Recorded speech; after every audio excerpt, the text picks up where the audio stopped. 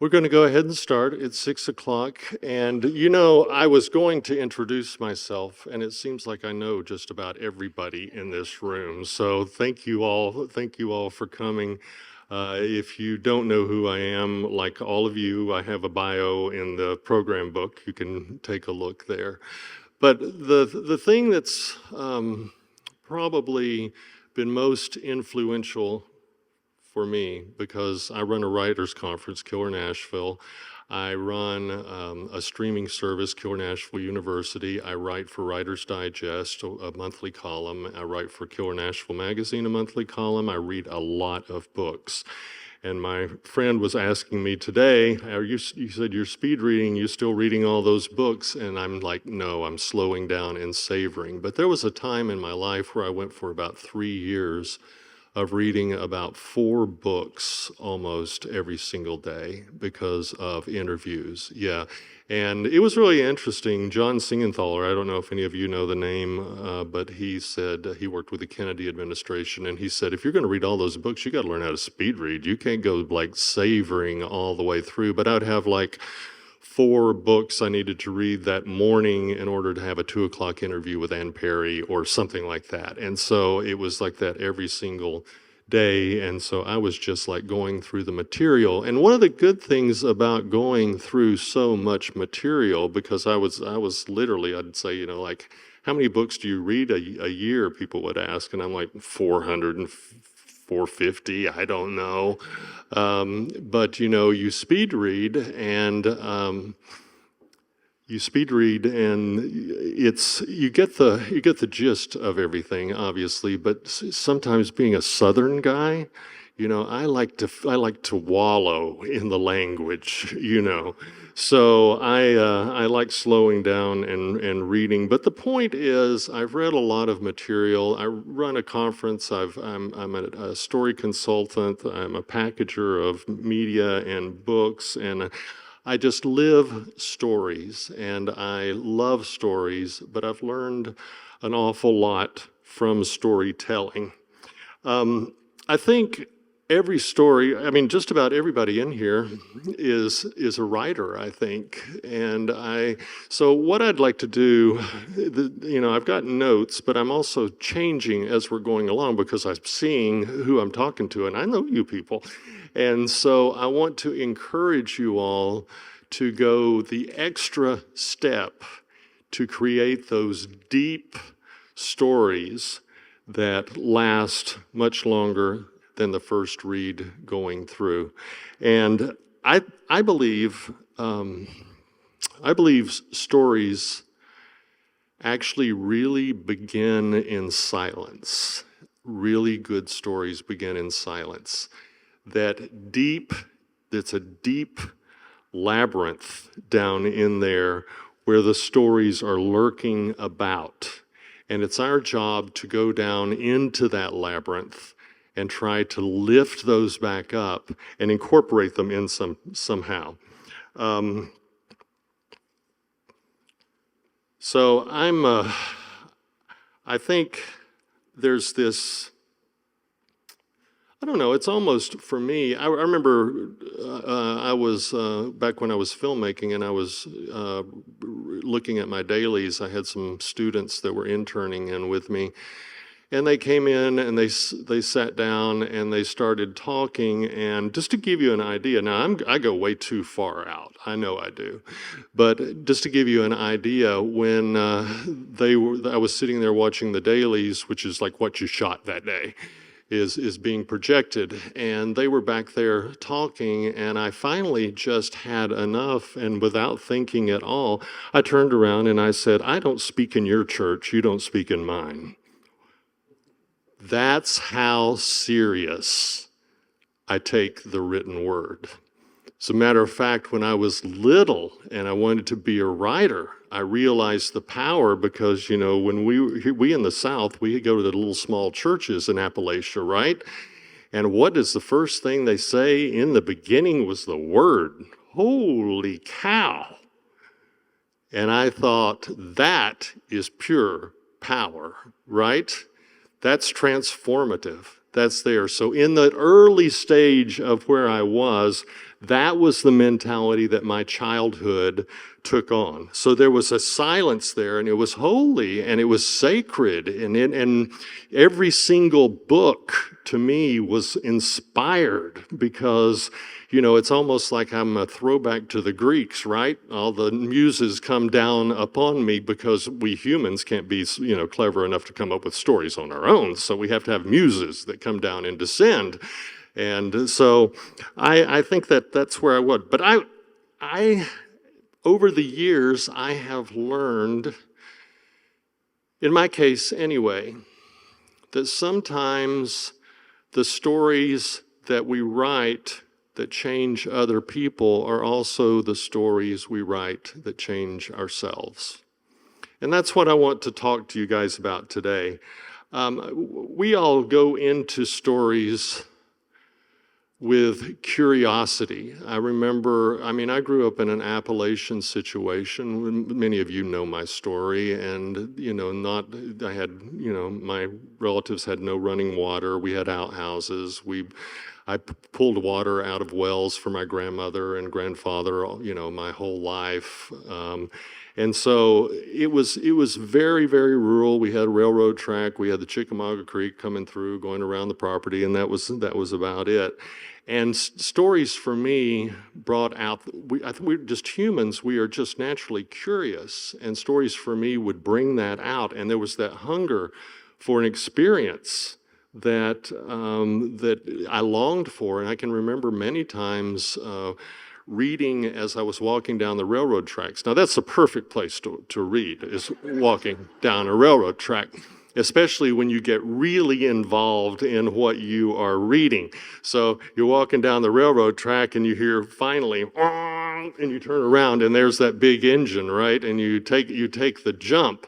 But I can remember reading about all these different places and thinking there is some place beyond where I am, where I can go. And as those of you who know me know, I was able to do that. But it was because somebody chose to put that transformative information into a story that made a difference to me as a child. And I think people read. I think people read because they have a desire to escape sometimes. Escape reality, escape. Sometimes, I've got teenagers. Sometimes to just escape, Tate McRae. And so there's just, things that we do to escape. And I can't lie, as a kid, I really wanted to escape. And these stories made a difference for me to be able to do that, to give me the courage to do that. And it gave me time for reflection. I'm going to go into that a little bit more in a moment. And then recognition of things. And I think the reason that I was attracted to mystery is because the stories gave me meaning and order. I was around in a situation, the Tennessee Bureau of Investigation does not even want to go to East Tennessee for any reason at all, because they have their own laws in East Tennessee. Everybody knows the law enforcement, everybody knows what's going on, and you show up, you're the outsider, and no TBI agent. My best friend's the assistant director of the TBI. He says nobody wants to get the assignment to go to East Tennessee. So I think because of that situation, what I saw, being the grandson of a bootlegger, yes, I saw things that probably I should not have seen. But what's crazy is you thought it was all normal. And so you grow up and you see people. I saw people get shot when I was a kid. I saw all sorts of violence. People I thought their brains were just completely knocked out, but they got up. But even my grandmother, who was very close to me, somebody one time she said, "Oh, he'll get up or he won't," and that was very logical. So So I was attracted to mysteries because to me it all gave me some sense of justice, some sense of closure, some sense of order. And so I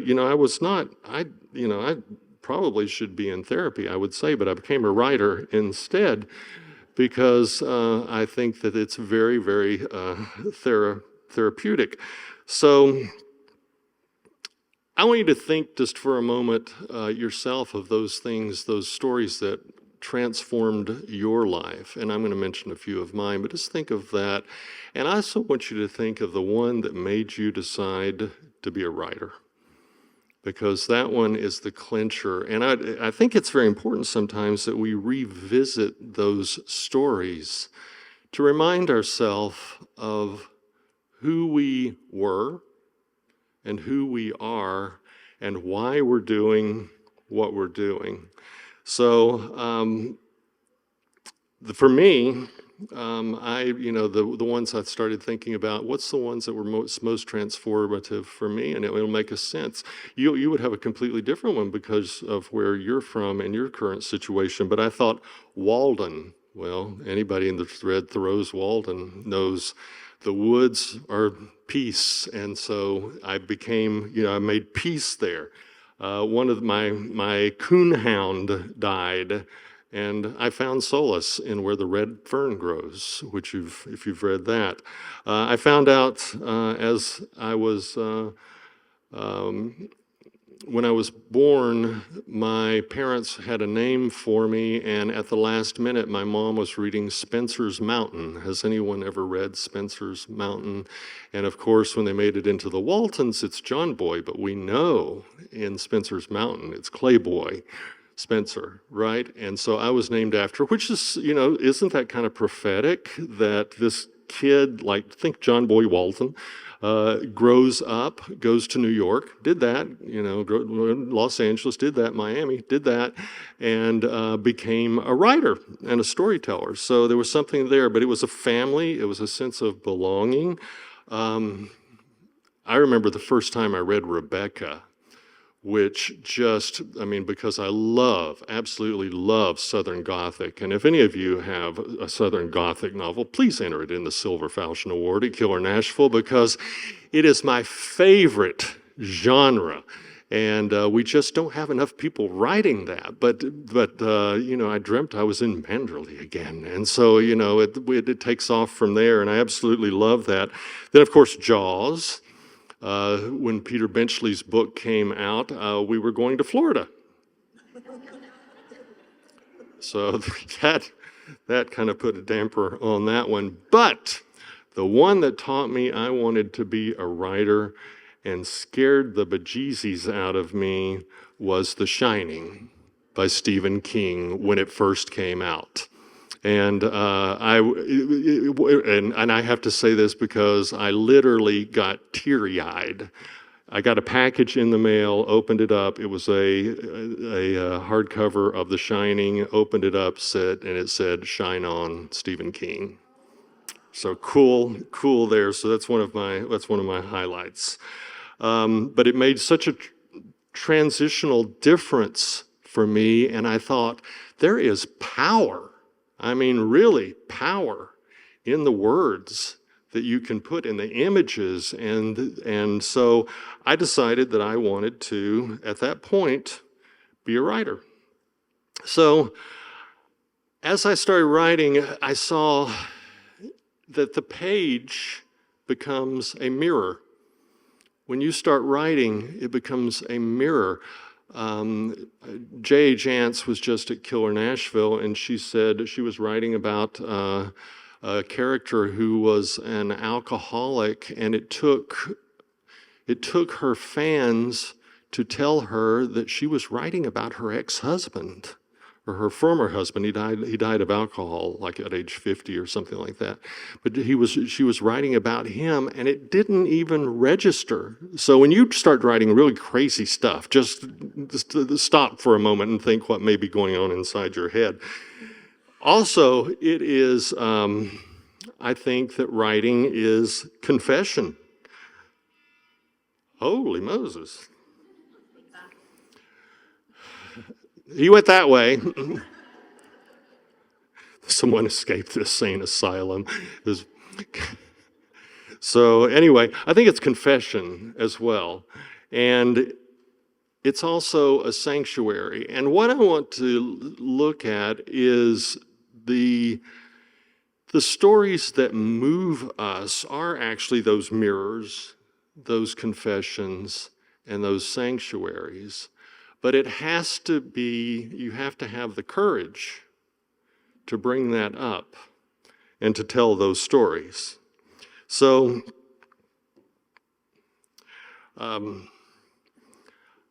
stories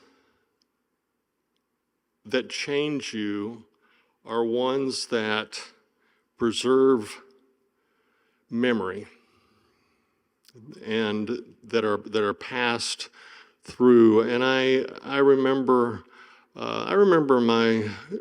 my grandmother. I mean, we were Appalachian poor, right? And we knew nothing about history, but they had oral history or stuff, and they were talking about my great grandfather. He came here as an indentured servant and all that stuff to Jamestown in 16 like early something and all of that, and I'm like, yeah, right, whatever. And then lo and behold, Ancestry comes out, and lo and behold, guess what? We got an indentured servant who was in Jamestown, but those stories pass that memory down and define who we are. I'll confess, I am a big Jungian groupie, and so I think all of these little things are going on inside our collective heads. Right now, all of us are here doing this, and everything is going, and we've got, you'd say, okay, water's got this symbolic thing to anybody, no matter, you don't have to explain what it is. There's a symbolism, with just the word water.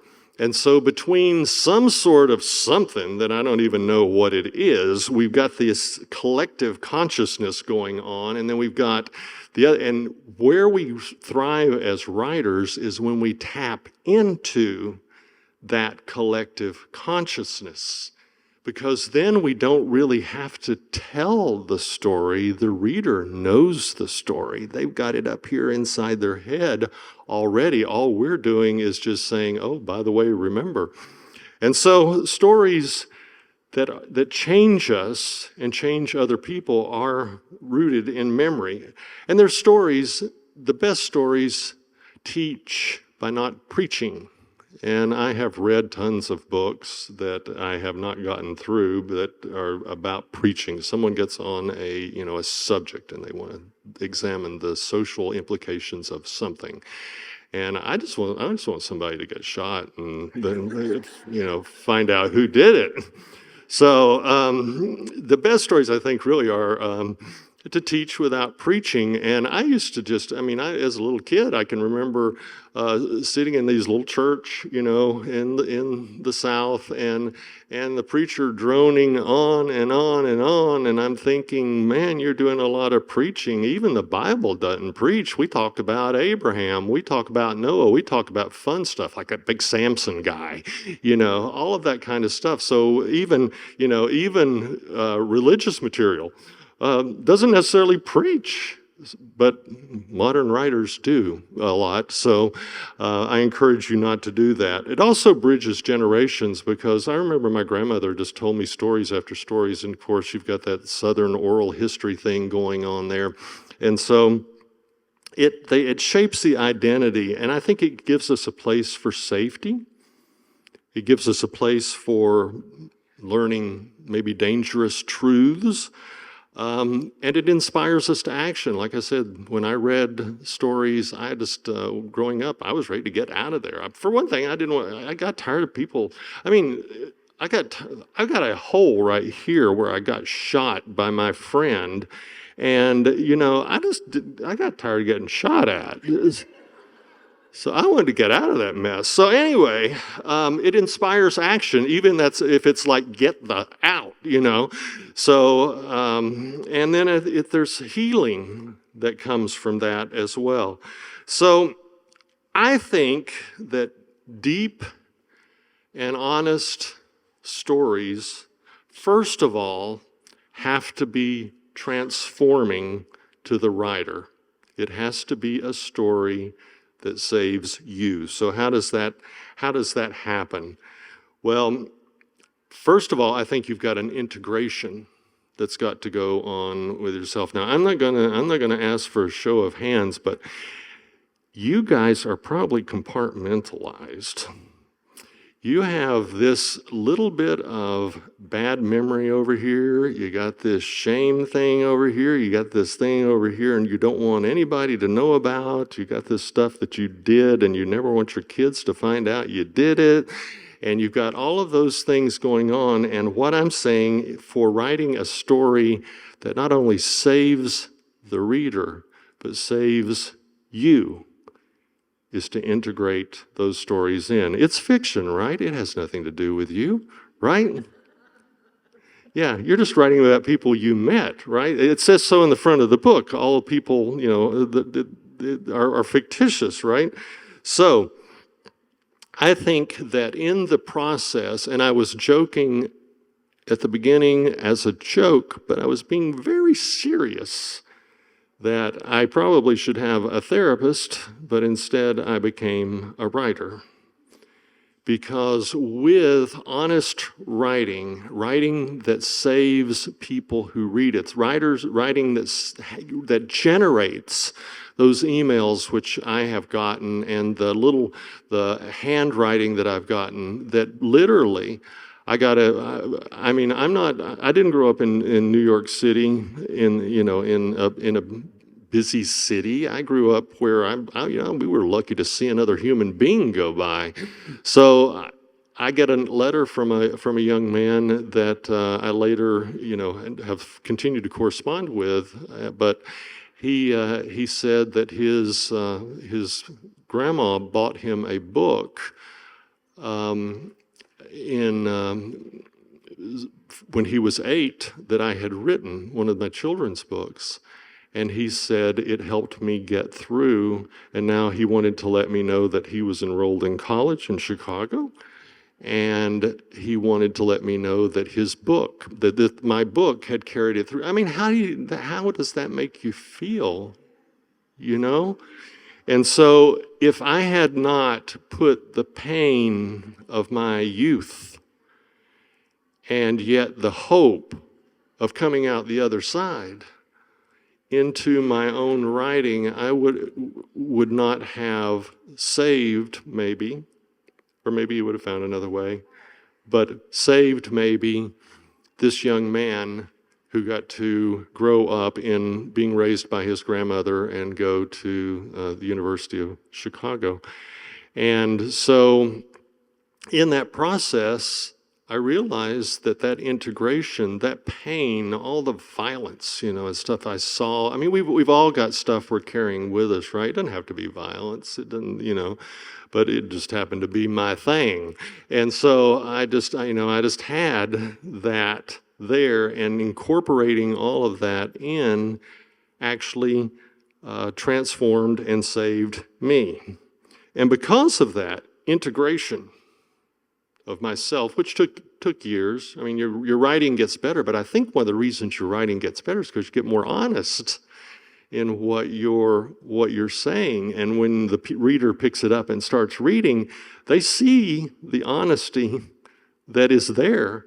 And I think that just comes with letting it go. But you know what?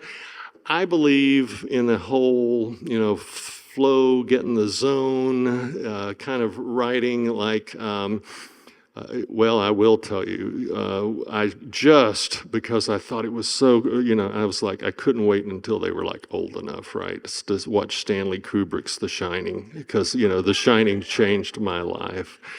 So we watch, I shouldn't even say this, but I will. Those of you who know me know I'm intense. So my children watched that, and I watched Jack Nicholson, and I thought, oh my Lord, because that's me. And I said, I hope that my kids don't see that. And then I realized part of the joke for, over the years, I've been married 30 years, and over the course of the 30 years, I'll be typing and stuff, and Jacqueline, my wife, will come in, and she'll say something to me, and I'll go, Wendy? Anyway. So the kids were like, well, that kind of reminds us of D-Dad there, you know? So anyway, I found that writing and pouring all of that stuff that swirls around in your head into a story, putting it on the page, actually releases a lot of emotional weight and puts you back into the zone where you can just flow. I'm trying to think of the quote. I can't remember it right now. Things come to me, 5 minutes later after I decide to do it. I'll let you know when it pops up, and it'll have no context, but you will enjoy the quote. What you think of me is none of my business. There you go. That's the quote. And I think that we become great writers when we start typing and we tell the truth about what's going on, and what you think of me is really none of my business, because what my job is as a writer is to integrate and tell that truth. And I think what you get out of all that, now that you know I'm Jack Nicholson, is that, and I'll tell you a little interesting story, and he really just kind of peed off everybody on the set. I was working for Universal, and Jack came on the set and said, well, another day, another million. Nobody appreciated the comment at all, but yes, he was making that. So he was doing just fine, but yeah, I think he was on something at the time. But anyway, you reclaim, okay, we already lost one. This starts happening. Okay, this is where I tap dance to make sure that you guys are paying attention. Okay.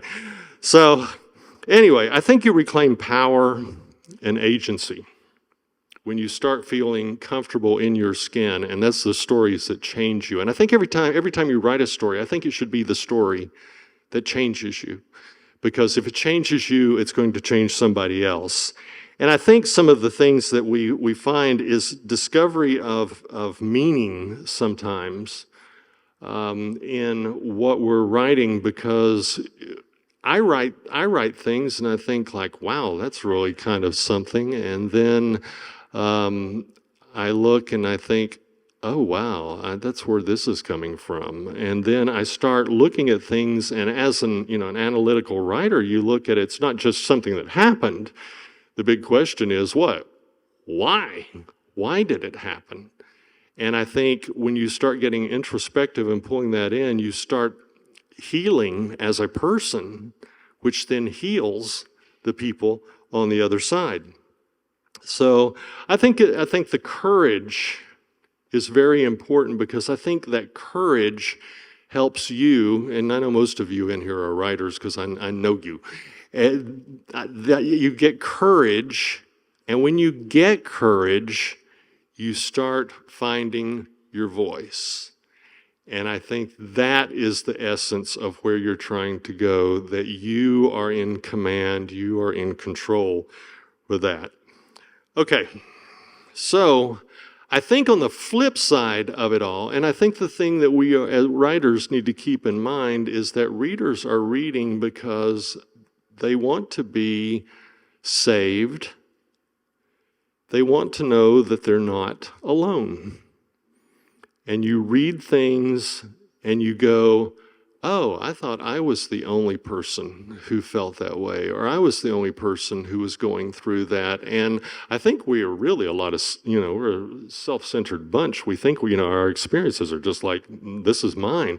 But everybody has the same sort of things going on. We just don't share and say, I'm feeling that too. And so we try to suppress, and I think readers read to find that they're not alone. There's also readers read to get permission to feel. And I think as writers, that's our job, is to give them permission to feel. And I'm like, my friend worked with Disney, and I worked with a guy that worked at Disney, and I mean Disney like in the Walt. And so they said that my children do the same thing with my wife when they give her Mother's Day cards. It's like, who can make Mama cry the most? It's like this competition, like who can make Mama cry the most? Oh, she liked my card better. And so, but Disney, all the animators would sit and watch him, and if he teared up, then they knew they got it. And another fun thing about Disney is in the middle of the night, while everybody's gone home, sometimes the animators would come back in the next morning. I thought it was really sweet. Sometimes the animators would come back in the morning, and these crumpled pieces of paper would be undone and smoothed out and laid on the thing, and you knew that Walt had been at your desk. And I just thought that was really, really cool. So anyway, I digress, as usual. So I think people need permission to feel, and they get it from writers. I think also they not only need permission to feel for themselves, but they need permission to see empathy in others. And the writers are not going to see it, because I think in order to heal ourselves and save ourselves as we write, I used to think, there's good guys and there's bad guys. But then I see the perspective of Joker, and I'm thinking, okay, he's pretty rotten, but he also had a pretty rotten way to go before he got there, right? And so I even start for the bad guys. I feel like, so everything just kind of like, I used to be a really, this and that kind of guy, and now it's just all kind of melted into this gray area. Some things are a little more grayer than others, but it's just like, there's no more definitive thing. And I think when we start viewing the world like that and start viewing our characters like that, we write these characters with such depth that when the readers read them, they see that depth. And then they start, being able to empathize with things that are in there. I've read, quite a few books that I had a perspective on something, and I read this book, and I don't have any names off the top of my head, but I read this book, and I'm like, okay, well, that's kind of different. That kind of changes my point of view. Man, I was an idiot for the last 10 years, chatting about, whatever it happened to be. So I think writing awakens empathy as well. It also, when you get empathy, because you have the courage to speak, your readers, I think, have the courage to speak. They have the courage to name things that need to be named. And so I think we pass that on. And I think we give the readers hope. And we as writers, I think, have to write with hope. That's why we thrive for these happy endings, because somewhere deep inside the human consciousness, we have an idea that things will work out, Good will win. And we know in life it doesn't, not always. But in the long run, that's the perspective that we have, and I think that's what we share, and that's what we offer readers, is that hope of things that are much, much better. So I think if we can just trust ourselves to be vulnerable, then we can write stories that show that vulnerability, and then that transfers across the ethers to the readers who feel that vulnerability. And then it validates what they're feeling, and we have changed lives. And I think in the process of changing those lives like that, we are moving into what I referenced, kind of haphazardly at the beginning, into a sense of sacredness, that we're passing that through. And so it becomes very, there's a lot on us as writers, because people take those words and they put them in their soul, And so we have to be able to get in touch with ourselves, and get in touch with ourselves in balance, and get in touch with ourselves in a flow, in order to say just the right word that is going to say just the right meaning of what we need to say, so that that reader feels that. So when we mention water, then somehow they feel that sense of purification, or whatever the definition means to them. So I think for the story that saved me, when I started out, it was these stories that I read. But as I've gotten older, it has been the stories that I write. And then I'm also changed by things that you write. But in order for all of us to go through this process as writers, and then as readers, and I'm a big reader, we need to have and be vulnerable to throwing those things on the page that we really don't want anyone to know about. And I encourage you to save yourself. Save yourself, man. As I encourage you to save yourself in your privacy, write down those things that you really don't want anybody to know. Just write them down. Don't show them to anybody, but look at them.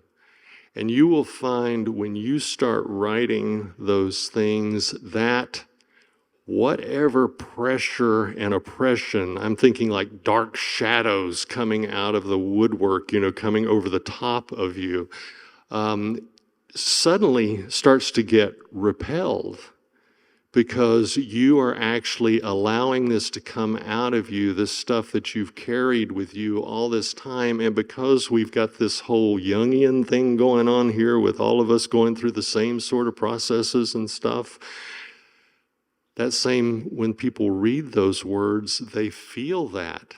And those shadows, because we have been gifted with the gift of words, right? Other people have other gifts that they have. And we were gifted with words, and we share that. And they cannot express what they are feeling, but you can. You can offer that and give it to them.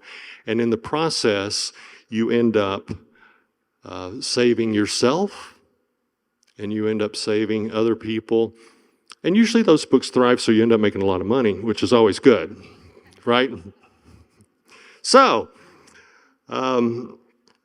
it's writer healed, reader healed, humanity preserved.